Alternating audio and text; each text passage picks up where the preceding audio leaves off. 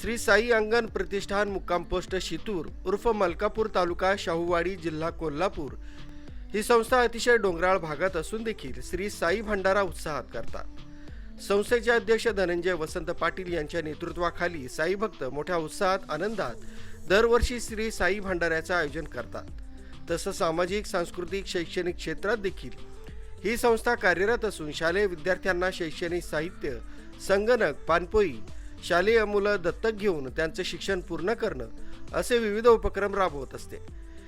यंदाचा श्री साई भंडारा पंचक्रोशीतील मंडळींनी महाप्रसादाचा लाभ घेऊन संपन्न केला। अधिक माहिती साई अंगण प्रतिष्ठान मुंबईचे मार्गदर्शक आधारस्तंभ श्री रामचंद्र पाटील यांनी अधिक माहिती दिली।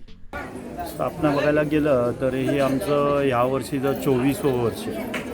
गेली 24 वर्ष आपण ही संस्था स्थापन करून झाले ही वास्तव आज आपण उभा केलेली आहे। या गोष्टीला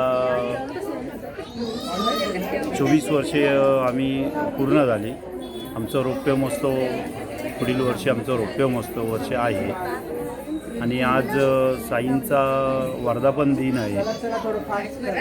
ह्याच दिवशी आमची स्थापना झाल्यामुळं आम्ही भंडारा पण ह्याच दिवशी आम्ही आज 18 मे आमची फिक्स तारीख असते आणि ती आम्ही इथून पुढेही अशीच चालू ठेवू।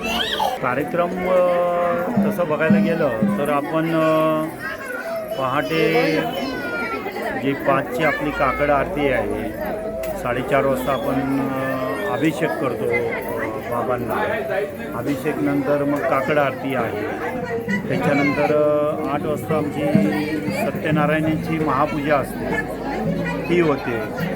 दुपारी 12 वाजता आपली धूप आरती होते आणि संध्याकाळी परत एक 7 वाजता आपली आरती होते आणि आरतीच्या नंतर मग जो साईंचा जो भंडारा दुपारपासून चालू होतो तो रात्री 10-11 वाजेपर्यंत 12 वाजेपर्यंत चालूच असतो। त्याच्यामध्ये आपण कीर्तन असतं आपल्या प्रत्येक वर्षी आपण इथे कीर्तनाचा कार्यक्रम असतो। तिथंही कीर्तनकार हे सगळे पंढरपूरचे वारकरी आहेत आणि तेही एक 150-200 वारकरी असतात।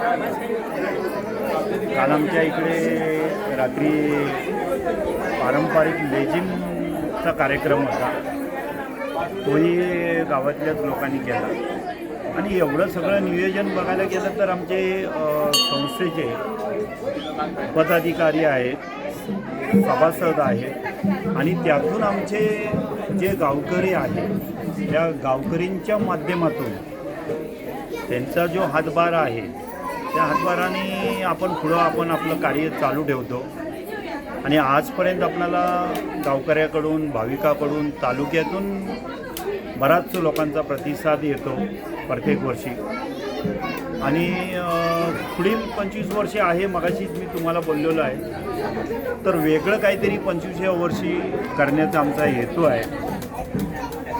तो कसा यशस्वी होतो आहे तो आता आम्ही बाबांवरती सर्व तो सोपवलेला आहे। बाबा जसे आम्हाला आदेश देतील तसं आम्ही पुढे आमचं कार्य चालू ठेवणार। एवढंच साईराम। राजू देवळेकर, न्यूज 7 मराठी, इगतपुरी।